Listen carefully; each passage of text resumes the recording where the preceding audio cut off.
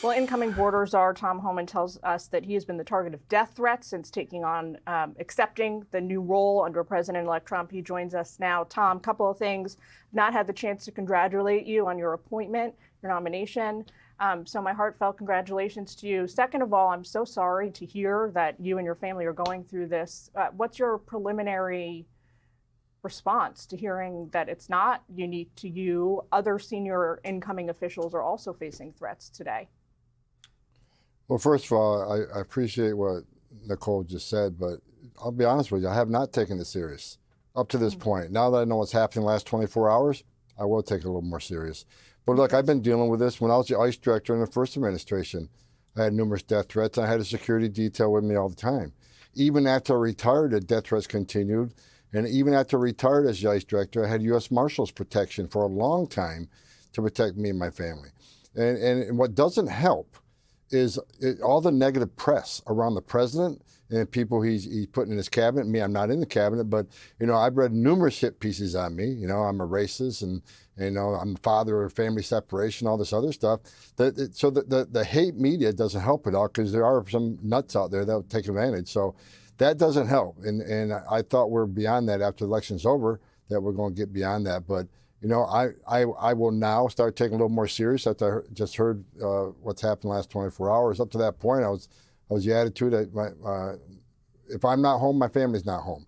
And they're not home right now, but when I return home, I'm going to bring them home. But I was of the attitude lately that if you want some, come get some. Because, I've been through this many, many times. And but again, what I've learned today, I'll start taking a little more serious.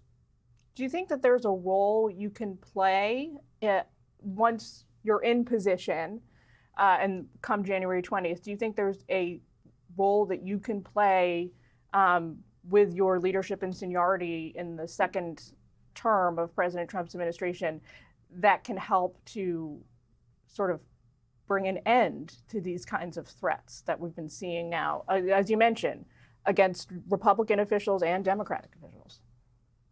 Well, I think the first role is not to be intimidated. I'm not going to be intimidated by these people. They're not going to silence me. Look, I'm going to do this job. I want to do this job because it's an issue of national security. So you're not going to shut me up. I'm not going away, and I'm going to do this job, and I'm going to continue talking to the American people why it needs to be done.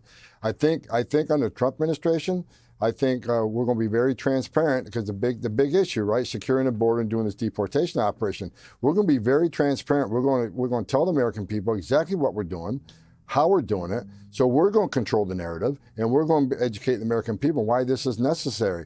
You can't, on the heels of a historic illegal immigration crisis where 9 out of 10 of these people enter the country illegally will end up with an order removal because they simply don't qualify for asylum. There has to be a big deportation operation. That's the laws of this country. And if we go through this whole process and 9 out of 10 get an order removal from a judge and we don't remove them, you're never going to fix the border, because we'll send a whole message to the whole world. You can enter the states illegally, it's a crime. You can even go to court or not go to court and get an order removal from a federal judge, and you don't leave, and we're not going to make you leave. You're never going to solve the crisis on the border, and it's just not about illegal immigration.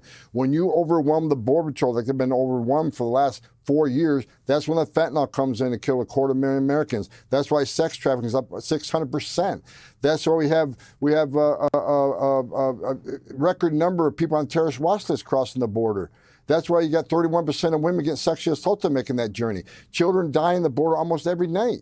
So it's important that we be very transparent in what President Trump's going to do. We're going to secure the border. We're going to have a deportation operation, and we're going to work really hard to find those 300,000 children. That's what we're going to do, and we're going to tell that story.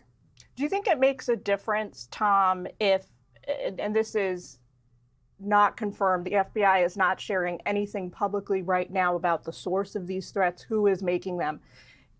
So we don't know if they were coming from domestic actors, foreign actors, but I talked with Trey earlier in the show about how Iran is being investigated and prosecuted now for threats against the incoming president's life. Will it make a difference, do you think, to how the U.S. government responds to these threats if they are coming from Americans or foreigners? Oh, absolutely. I think that's our duty. I think we need to do that. I haven't received this level of threats in the last few days myself. So I'm shocked at what happened in the last 24 hours. Again, I haven't received that level of threat, but I think the government, if they find out it's coming from a foreign nation, of course we got to respond to them. This isn't acceptable for Republican or Democrat. I mean, no one that serves their country should be under threat. I mean, this is the second time I come back from retirement because I'm a border guy. The border's out of control. This is the biggest national security threat in our nation's history. So the president asked me to serve. I'm going to serve with pride and dignity. So I think we need to have a strong response once they find out who's behind all this. Absolutely, it's illegal to threaten someone's life, and we need to follow through with that. Well, we wish you all the best and your family over the holidays. We hope that this gets put to rest pretty quickly. And thank you for taking time with us today, sir. Yeah, thanks for having me. Of course. Well, you can catch an extended interview with Tom Homan. It's available now on Martha's podcast, The Untold Story. It's available at foxnewspodcasts.com.